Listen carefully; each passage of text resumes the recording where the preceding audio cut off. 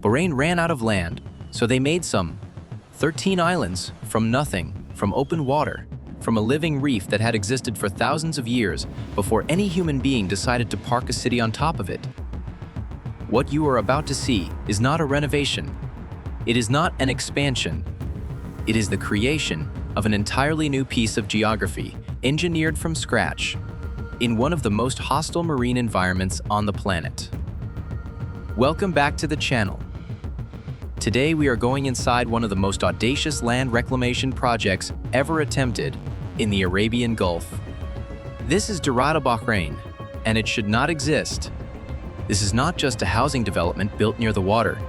It is a collection of 13 distinct artificial islands, 6 shaped like flower petals, 5 shaped like fish, 2 curved crescents forming a protective outer ring, all of them created from bare seabed, all of them connected by roads and bridges and channels, forming a self-contained city. A city that, before 2004, was nothing but shallow Gulf water and coral reef. This was not a simple engineering task. This was one of the most complex marine construction programs in the history of the Middle East. Because Durrat Al Bahrain did not just fight the sea. It fought the reef beneath the sea.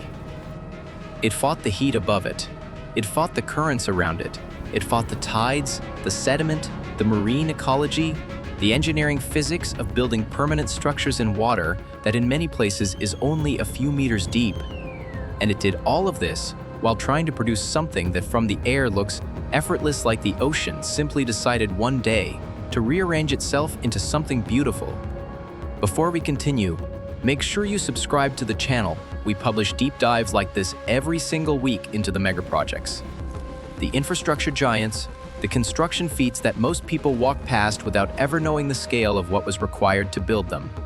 Subscribe now and hit the bell so you don't miss what's coming.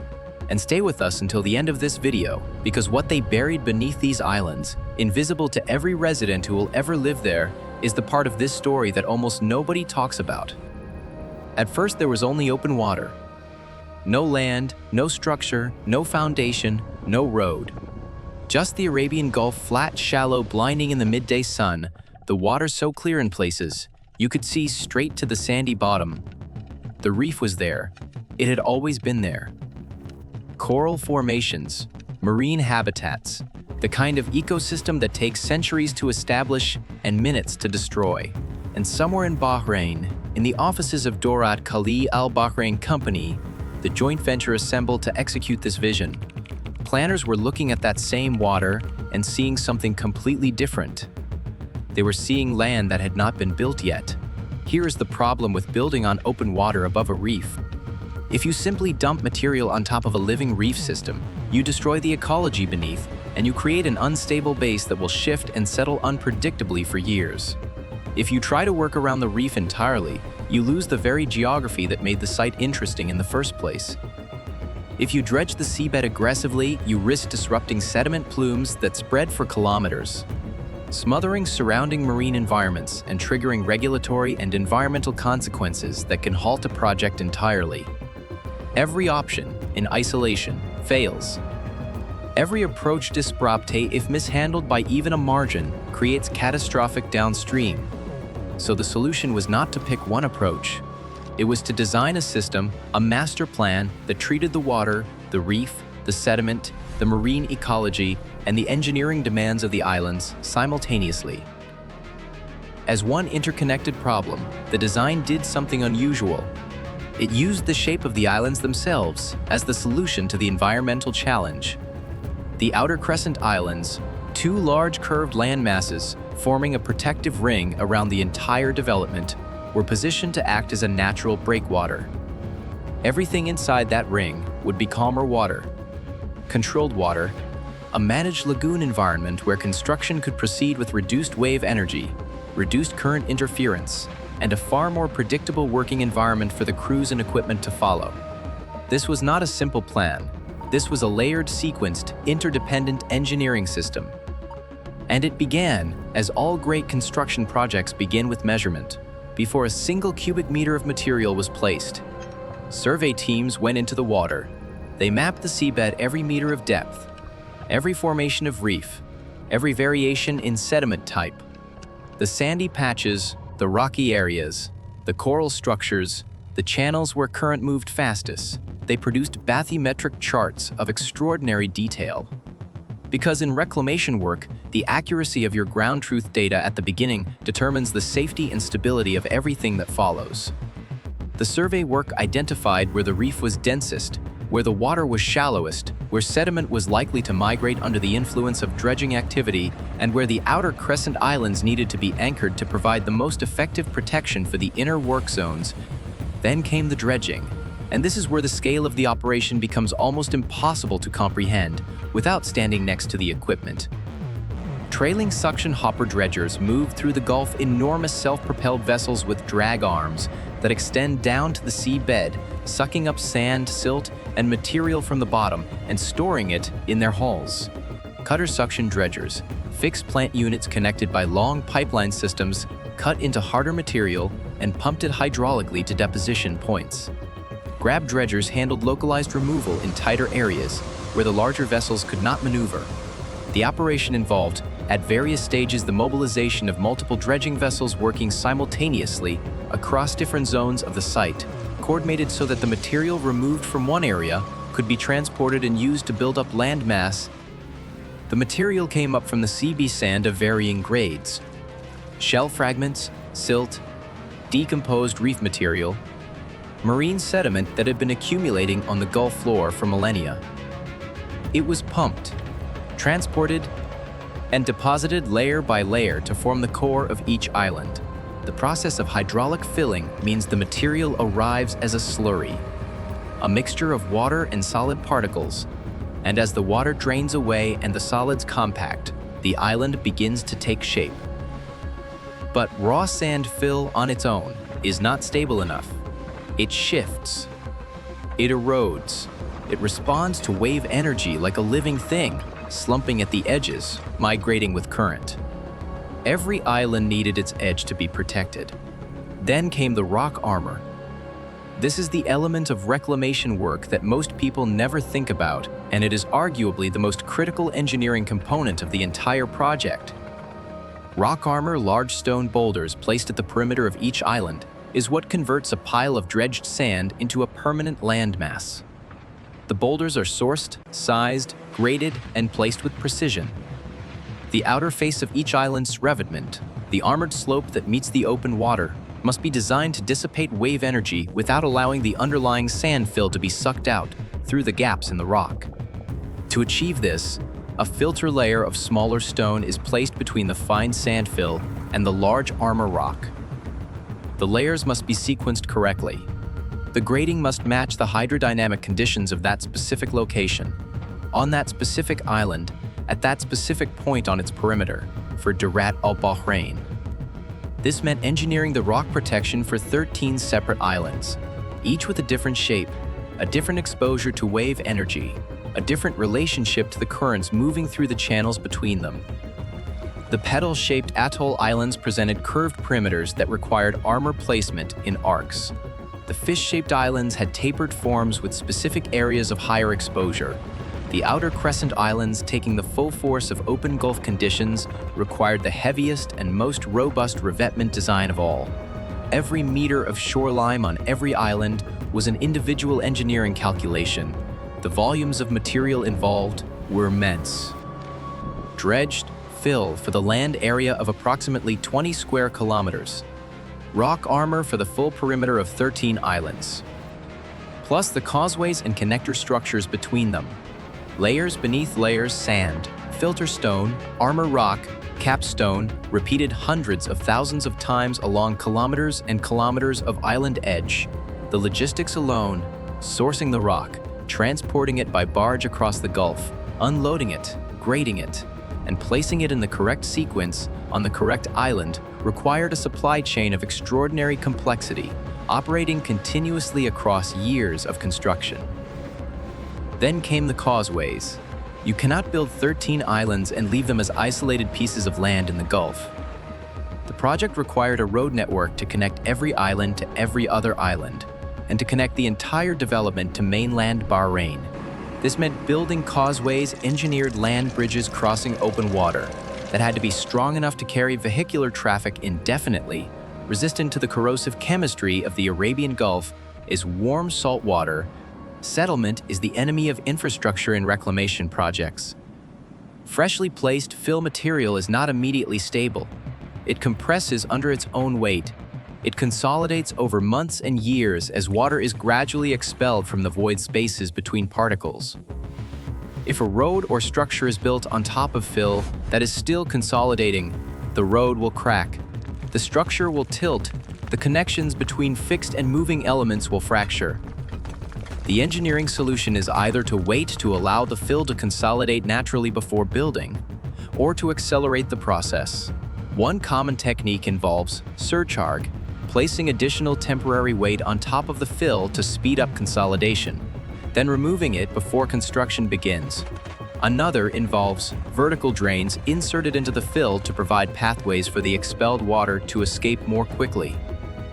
The specific techniques used at Durrat Al Bahrain for managing settlement were part of the broader geotechnical design of each island platform tailored to the fill material, the loading conditions, and the planned construction program. Then came the infrastructure that most people will never see. Beneath every road on every island, beneath every pavement and plaza, and waterfront promenade, runs a network of systems without which none of this works. Water supply pipelines, sewage collection networks, electrical conduits, telecommunications ducts, drainage systems, because even in a desert climate, rainfall must have somewhere to go, and the drainage design for an island must account for the fact that the water table is, essentially, the Gulf itself. Stormwater management on an artificial island is a fundamentally different problem than on natural terrain. The engineers had to design networks that collected surface runoff, managed it, and discharged it in a controlled way that did not simply return it to the surrounding sea, loaded with construction, debris, and suspended sediment. All of this infrastructure, the pipes, the cables, the ducts, the manholes, the junction chambers, the pump stations was installed in the ground after the island platforms had achieved sufficient stability. It had to be coordinated so that one utility did not conflict with another in the subsurface, so that the water main did not run through the space reserved for the electricity duct, so that the sewage line had sufficient gradient to function by gravity where possible, and sufficient pump capacity where gravity was not available. This was not glamorous work. It was methodical, sequential, unceasing.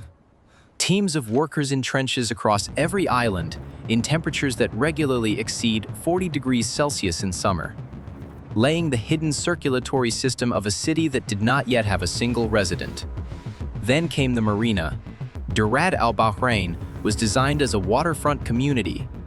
Water is not just the context here, it is the product. The channels between the islands, the inner lagoon formed by the crescent breakwaters, the marina basins. All of it was designed to be navigable, to be beautiful, to be usable by the people who would eventually live and work here. This meant that the water bodies themselves were engineered with the same rigor as the land. The channels had to be dredged to navigable depths. The marina basins had to be excavated to accommodate vessel keels. The water circulation had to be managed so that the enclosed lagoon did not become stagnant, so that tidal exchange and hydrodynamic flow kept the water quality acceptable for the marine environment. Water circulation in an enclosed or semi-enclosed body, like the Durrat Lagoon, is not automatic. If insufficient tidal flow passes through the openings in the outer crescent, the water inside can become depleted of oxygen, allowing algal growth, degraded water quality, and ecological stress. The shape and width of the openings in the outer crescent, where water enters and exits the lagoon with each tidal cycle, were calculated to produce the right rate of flushing. Not so much that wave energy enters and disturbs the inner islands, not so little that the water inside becomes a closed system.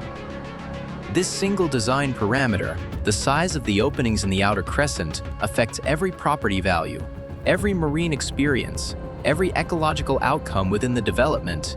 Every detail mattered. Then came the final stages: road surfacing, landscaping, the planting of palm trees in specially prepared soil, profiles above the sand fill, the installation of street lighting, signage, utilities connections, the construction of the bridges and gatehouse structures at the entry points, the testing of all water systems, all electrical systems, all drainage networks, the construction of the first residential buildings on the stabilized island platforms, the first cars crossing the causeway to the mainland, the first residents moving in. Most of the people who will ever live in Durrat Al Bahrain will never think about what is beneath them. They will not see the rock armor 3 meters below the waterline, holding the edge of their island together against the quiet, persistent pressure of the Gulf. They will not see the filter layers of graded stone between the armor and the sand fill, preventing the gradual erosion that would over decades eat the island from the inside. They will not see the geotextile membranes, the drainage blankets, the compacted fill layers stacked meter upon meter to build a platform above the sea. They will not see the utility corridors running beneath their streets. The water mains, the sewage pipes, the electricity cables, the telecommunications ducts that make ordinary life possible on a piece of land that did not exist 20 years ago. They will not see the survey points, the monitoring instruments, the settlement markers that engineers use to check, year after year, that the island is behaving as designed. They will not see the hydrodynamic modeling, the tidal calculations, the wave energy assessments that determine the exact position and shape of the outer crescent islands that protect everything within. They will not see the barge after barge after barge that cross the Gulf loaded with rock, depositing armor stone in the blinding heat of a Bahraini summer, kilometer by kilometer along the island perimeters. They will see the water, the palm trees, the marina, the view across the lagoon at sunset, when the Gulf turns gold and the air cools, and the whole development glows in the last light of the day. And that, in the end, is the point. Bahrain has been reclaiming land from the sea for decades. The country has added approximately 90 square kilometers to its national territory through reclamation over the years. It is a nation that has looked at the sea not as a boundary, but as a resource. Not as a limit, but as raw material. Durrat Al Bahrain is in many ways the most complete expression of that national instinct, the most ambitious, the most designed, the most deliberately beautiful attempt to take open water and turn it into somewhere people want to live. There is something humbling about standing at the edge of a reclaimed island and looking out at the Gulf. The sea that was here before, the sea that is still here now, held back by a wall of carefully graded stone that most people will never see. Without that stone, the island dissolves. Without that stone, the city returns to water. With it, something new exists in the world. Improbable, engineered, permanent. This is what human beings do. We look at a problem and refuse to accept its terms. We look at a reef and see a foundation. We look at open water and see land. We look at 1,000 impossible constraints and find somewhere inside them a sequence of steps that leads from nothing to something. The sea said no. They built it anyway. If you found this video worthwhile, please subscribe to the channel.